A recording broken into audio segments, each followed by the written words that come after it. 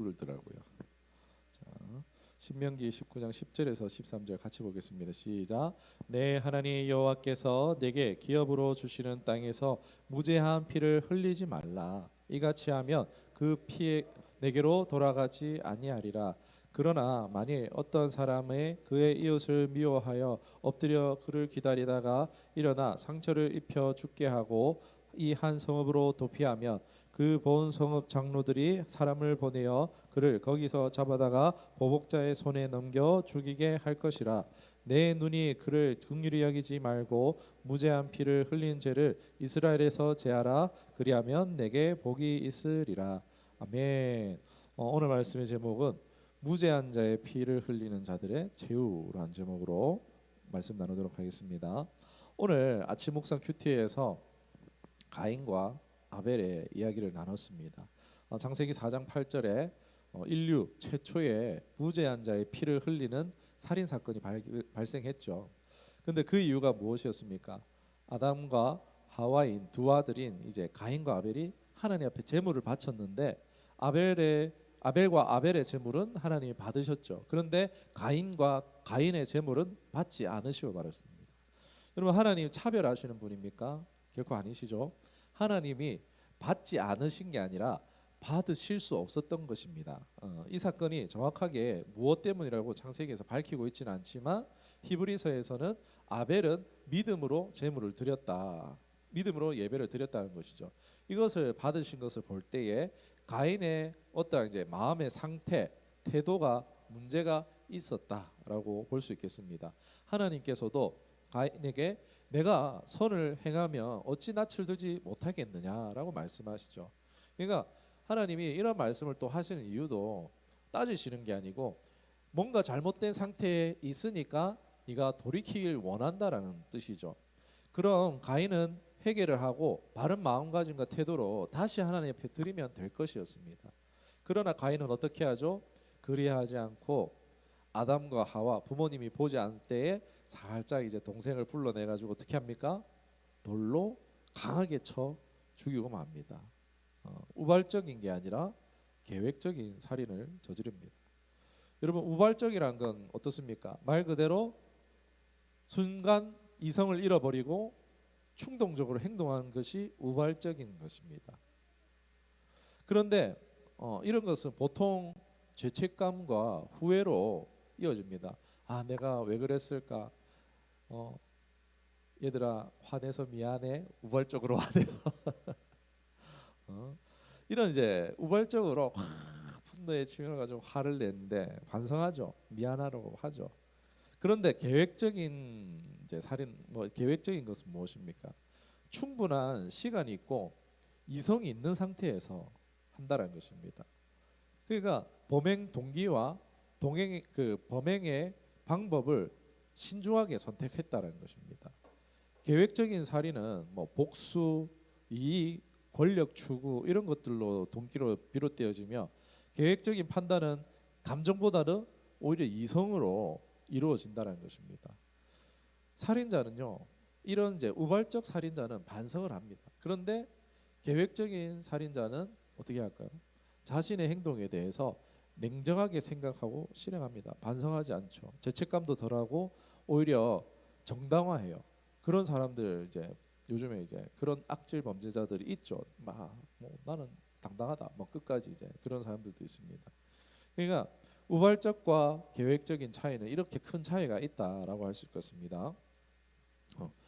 이제 우발적 살인은 상황이나 이런 게 고려될 수 있지만 계획적 살인은 고의적이며 정말 악의적인 행위로 간주할 수 있습니다. 결국 가인은 어떻게 됩니까? 자신의 이익에 주목했어요. 그게 뭔지는 성경은 말하고 있지 않습니다. 그런데 그 무엇이든지 간에 하나님조차도 어떻게 해요? 도구화해 버리는 거예요. 자기의 보좌에 앉은 왕이 자신이 되어 가지고 자신이 하나님의 법보다도 뛰어넘는 사람이 됩니다. 이걸 우리가 이제 자기 중심적인 사람이다라고 말하고 있죠. 자연적으로 태어난 모든 사람은요, 자기 중심일 수밖에 없습니다. 신앙적으로 마음에 이 하나님을 두기 싫어하는 거예요. 왜요? 내가 제일이거든요. 내가 최우선이거든요. 그러면 여러분 여기서 이제 좀 가인에 대해서 좀 생각해보는 시간을 가졌으면 좋겠어요. 뭐 처음 듣는 이야기일 수도 있는데 뭐 이게 뭐 저의 이제 추측이기도 할 수도 있는데 가인은요 그때 뭐 있었겠어요? 에덴 동산에서 쫓겨나가지고 뭐가 대단한 게 있었겠습니까? 없었겠죠. 뭔가 이제 뭐 스포츠카를 갖고 싶든지 이런 게 아니었을 거 아니에요. 가인이 뭔가 이득을 취하기 위해서 살인을 저질렀단 말이에요. 뭘까요? 저는 인정이라고 생각합니다. 가인은 인정 욕구 때문에 이런 사건을 벌였던 것 같아요. 바로 엄마로부터, 부모님으로부터 인정받고 싶었던 것 같아요. 한번 그게 왜 그런지 한번 설명을 드릴게요. 아담과 하와는 어디서 살았었습니까? 에덴 동산. 그러니까 이제 강남 파워 팰리스 막 이런 데보다 더 좋은 도시겠죠. 더 좋은 곳이겠죠. 아담과 하와는요. 그 광야로 내몰리면서 어디를 계속 기억했겠어요? 에덴의 삶을 기억했단 말이에요. 그러면 어떻게 하겠습니까? 에덴으로 돌아가고 싶었단 말이에요. 여러분 못 사다가 잘 사는 건 좋잖아요. 근데 잘 살다가 못 살면은 어떻습니까? 좋은 차 타다가 안 좋은 차 타면은 그래도 감사하시는 분들 있지만 이제 감사하지만 처음엔 그게 좀 괴롭잖아요. 내가 이런 걸 타야 되나 약간 이제 그런 거 있잖아요. 잘 살다가 못 살게 되면 힘듭니다. 아담과 하와 힘들었어요, 여러분. 이걸 생각해 심리적으로 좀 접근하도록 할게요. 아담과 하와가 광야로 왔어요. 그게 생존이 걸린 곳이에요.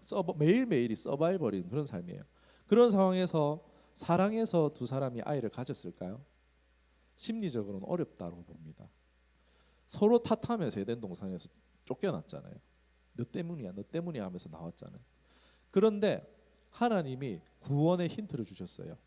여자의 후손으로부터 구원이 임할 것이라는 힌트를 주셨어요. 그러니까 아담과 하와 마음에는요 에덴 동산으로 돌아가고 싶은 열망이 있었단 말이에요. 그래서 힘들게 그 서바이벌인 상황 가운데에서 처음 출산이라는 것을 해서 자식을 낳게 되는데 이름이 가인입니다. 가인. 가인의 이름은요 취득하다라는 뜻을 가지고 있어요. 득남했다. 내가 득남했다라고 말하고 있어요. 하와는 이 아이가 바로 뱀의 머리를 원수의 머리를 짓밟는 우리를 구원해 줄 자로 여겼다라는 거예요. 여러분 근데 그 사람이 누구죠? 그가 누구입니까? 예수 그리스도인 줄 믿습니다. 바로 예수님이 원수의 머리를 짓밟고 우리를 구원해 주실 분인데 하와는 그때까지 내다볼 수 있겠습니까? 못 내다봤죠. 딱 일단 아들 나왔으니까 우와 이게 바로 나를 구원할 아이다라고 얼마나 기대했겠어요. 자식에 대해서 엄청나게 기대를 했겠죠. 여러분 아담과 하와는 완벽하게 지음을 받았더라도요 그들에게 큰 치명적인 것인데 경험이 없었다는 거예요. 부모가 있어 본 적이 없어요. 이 사람들은 좋은 부모였을까요? 좋은 부모가 아니었을까요? 좋은 부모가 아니었을 가능성이 높습니다. 그러니까 하와가 볼 때에 가인이 안 좋게 보이는 거예요. 너무 이 아이에 대한 기대가 컸는데 그 기대가 상실이 되니까 어떻게 되겠습니까? 너무 실망하니까 우울한 거예요. 여러분 둘째 아벨의 이름이 뜻이 뭔지 아십니까? 헤벨이라는 건데 허망하다, 허무하다. 지금 무슨 상태일까요? 우울증 상태예요. 자식을 낳았는데 기뻐 보이고 막 너무 사랑스럽고 이게 아니고 허무하다. 지금 심리가 보이시죠? 하와의 심리가 보이셔야 돼요. 그러니까 하와의 심리는요. 지금 너무 허무한 거예요. 가인 키워봤는데 아무것도 아니라는 거야. 니도 아무것도 아니지. 허무라는 거예요. 그런 여러분 지금은 이제 다 데이터가 있으니까 우울증 부모 아래 자란 아이의 특징이 가인의 특징이라는 거예요. 인정 욕구가 굉장히 심하고 열등감과 질투가 굉장히 심한 거예요. 우울증인 하와, 우울증인 아담 밑에서 자랐다라는 거예요. 그러니까 가인에게는 부모님의 사랑에 엄청나게 목말랐다라는 거예요. 하와도 처음 부모가 됐잖아요. 자기에게 부모가 있어 본 적이 없잖아요. 그러니까 처음 키우는 자식인 가인을 잘 못 키웠을 것이 분명하다라는 것입니다.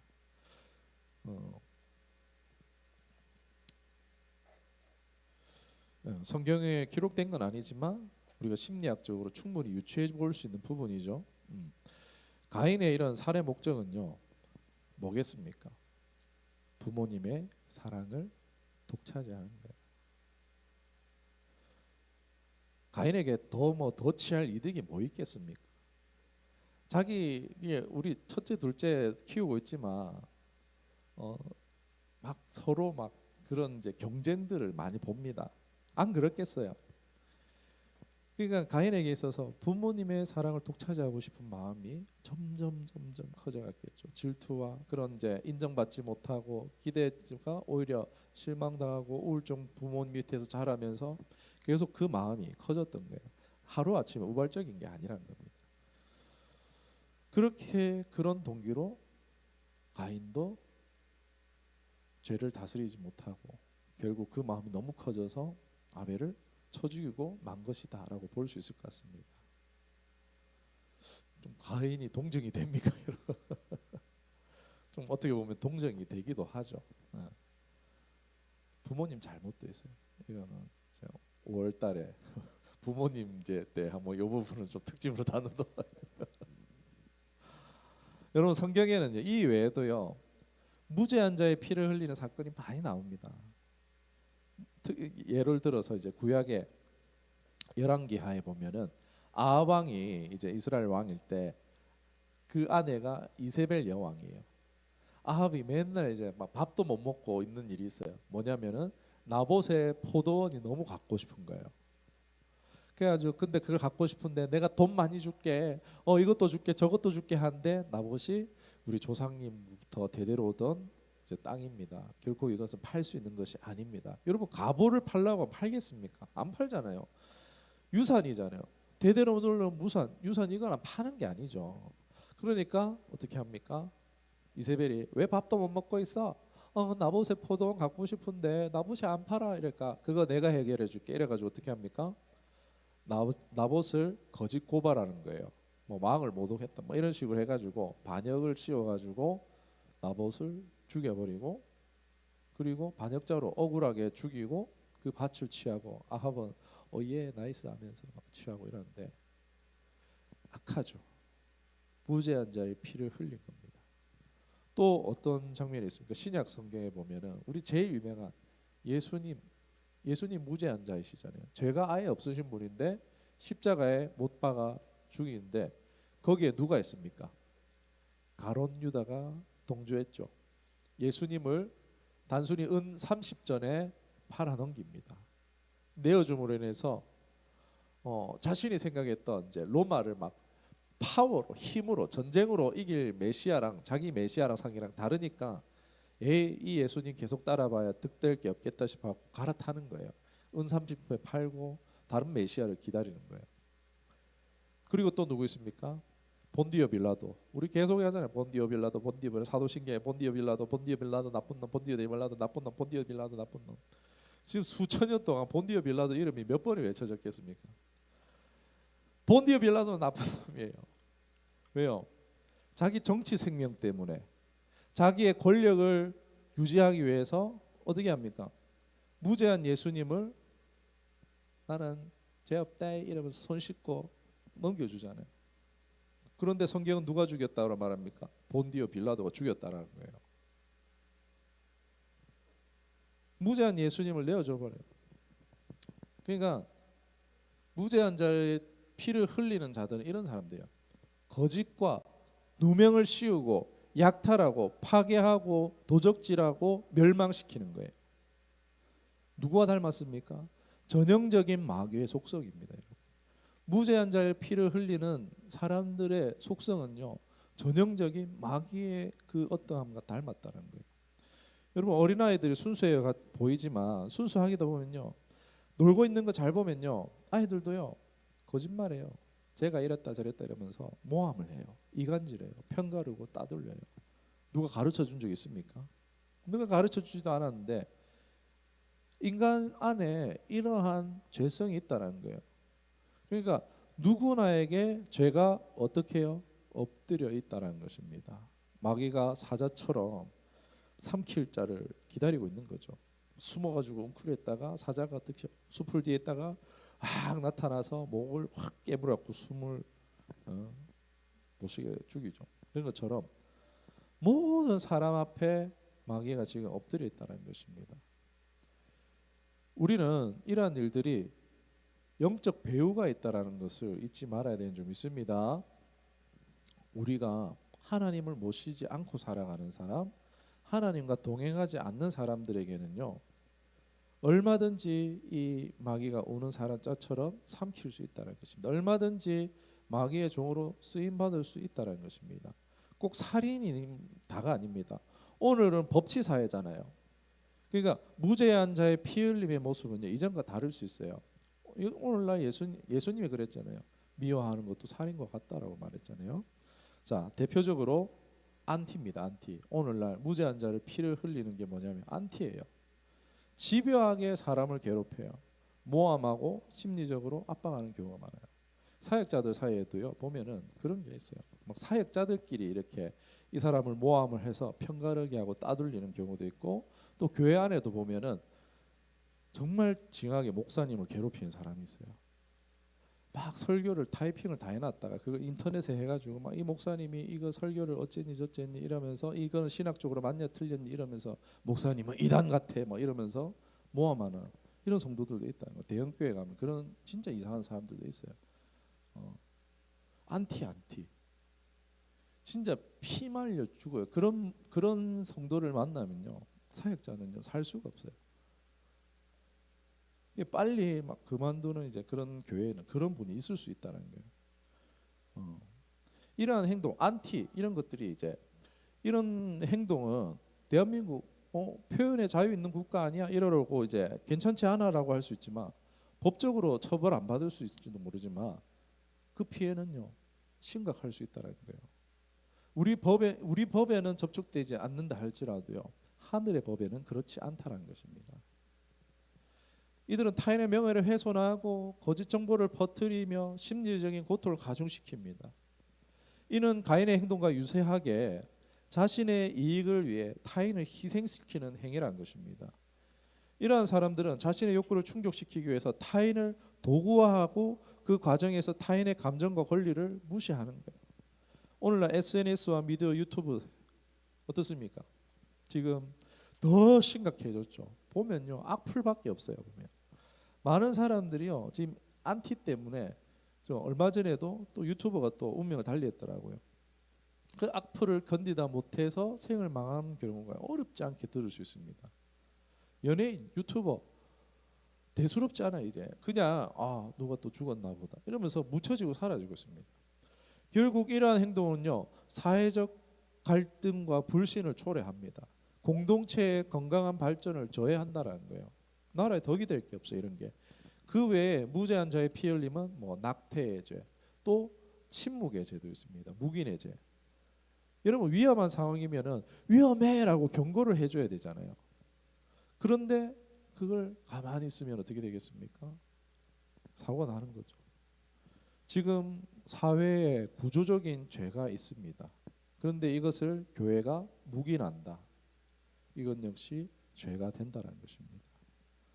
가짜 뉴스로 댓글로 동조해서 죽일 사람을 만드는 거, 다 오늘날 이 일에 동참하고 있는 거예요. 이러한 무죄한 자의 피 흘림의 대가가 이세벨의 여왕의 최후가 어떻습니까?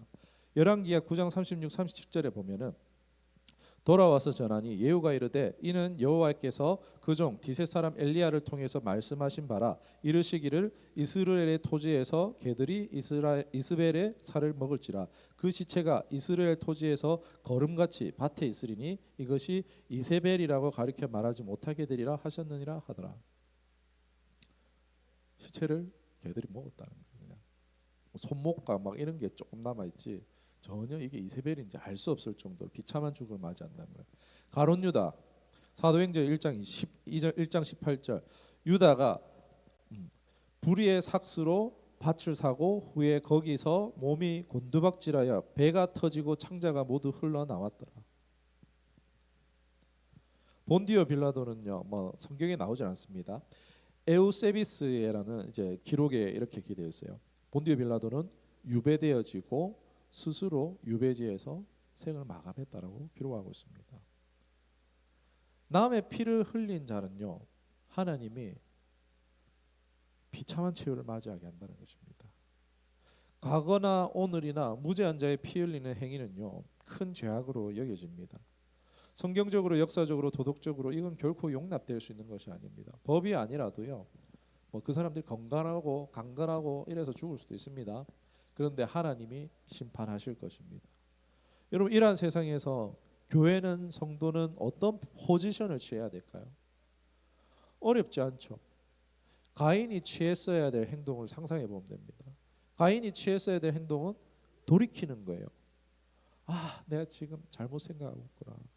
자신의 처지를 합리화하고 뭐 할 게 아니고, 하나님, 나 진짜 동생이 미워요. 나 부모님한테 사랑받고 싶은데 하나님, 부모님이 나를 사랑하지 해주지 않아요. 감정을 어디로요? 하나님께. 동생에게 쏟아내서 그 드릴로, 감정의 드릴로 동생을 죽인 거죠. 하나님, 나는 왜 사랑받지 못해요? 왜 인정받지 못해요? 답답해요. 아파요. 슬퍼요. 호소했어야 되죠. 그걸 가르쳐 줄 사람이 없어서 그렇지만, 그러니까 자기 마음에 하나님이 없다 보니까 이런 일이 생겼죠. 그러니까 우리가 해야 될 건요, 어찌됐든 하나님 앞에 나아가야 되는 줄 믿습니다. 똑같습니다. 회개하고 하나님께 나를 용서하시기 위해서, 대신 나를 위해서 죽으신 예수님께 우리는 나아가야 됩니다. 그 대표적인 예가 다윗입니다. 다윗도 무죄한 자의 피를 흘렸죠. 언제요?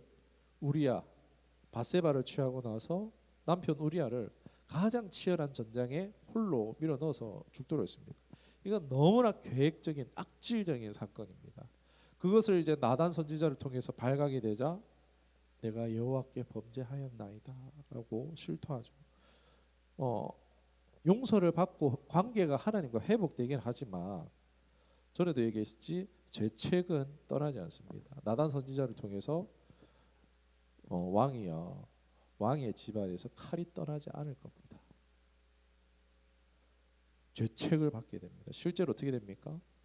자기의 아들 압살롬이 반역합니다. 자기 아들이 아빠를 죽이려고 칼을 들기도 하고, 그리고 실제로 열왕기의 역사를 보면요, 이스라엘과 계속해서 끊임없는 칼의 역사가 이어집니다. 말씀을 이제 정리하도록 하겠습니다. 이러한 질투의 죄, 낙태의 죄, 묵인의 죄까지 있습니다. 무죄한 자, 이러한 무죄한 자를 피 흘림에 실제로 내가 행동으로 하진 않았더라도 말로든 글로든 한 죄가 있다면요, 철저히 회개해야 합니다. 야고보서 4장 17절에 그러므로 사람이 선을 행할 줄 알고도 행하지 아니하면 죄니라. 에베소서 5장 11절에 너희는 열매 없는 어둠의 일에 참여하지 말고 도리어 책망하라. 이거는 나라에 있는 구조적인 잘못에 있으면요, 뭔가 잘못됐어요. 거기에 대해서 목소리를 내라는 겁니다. 그러니까 악마화하라는 게 아닙니다. 막 너는 나쁜 놈이니까 죽어야 돼 이런 게 아니고, 어떤 목소리? 잘못된 것 같아. 이거는 옳지 않은 것 같습니다. 라고 말할 수 있어야 된다는 거예요. 지금 대한민국의 정치적인 상황은요, 잘못돼도 한참이 잘못됐습니다. 불법으로 일관하며 사형을 아무렇지 않게 말하고 있습니다. 여기에 소리 내지 않는 것은요, 묵인이고 동참하는 것이 됩니다. 무죄한 자의 피값은 개인뿐만 아니라 나라를 망하게 합니다. 이걸 가만히 두면 성경에 말하잖아요. 무죄한 자를 피 흘림을 너희가 내버려도 그럼 너희 나라는 복 못 받아. 이건요, 망한다라는 거예요. 이스라엘이 망한 것처럼 대한민국이요, 무죄한 자를 피 흘림을 계속 방관하고 있고 그걸 숨기고 은닉하려고 한다면요, 대한민국 망하는 겁니다. 돌이켜야 돼요. 미워하고 악마했던 거 돌이켜야 됩니다. 이걸 가만히 두고 돌이키지 않으면요, 하나님께서 이 나라를 버리실 겁니다. 그러나 우리가 자정하면은, 우리가 잘못해서 돌이키고 하나님 앞에 나가고 잘못된 것들을 다시금 바로 세워 나가면 하나님께서는 우리 대한민국을 회복시켜 주실 줄 믿습니다. 복된 나라 되게 하시고 마지막 때에 쓰임 받는 하나님의 통치함 받는 복된 나라 되게 줄 믿습니다. 예. 우리 결론적으로 우리 하나님께서 기뻐하시는 삶을 살기 위해서 자기 자신의 삶을 한번 돌아봅시다. 회개하며 생명을 사랑하는 자가 됩시다. 정의를 실천하는 사람이 되어집시다. 이러한 삶을 통해서 하나님께 영광을 돌리고 이 세상에 선한 영향력을 끼치는 저와 우리가 되기를 주님의 이름으로 축원합니다. 기도하겠습니다. 살아계신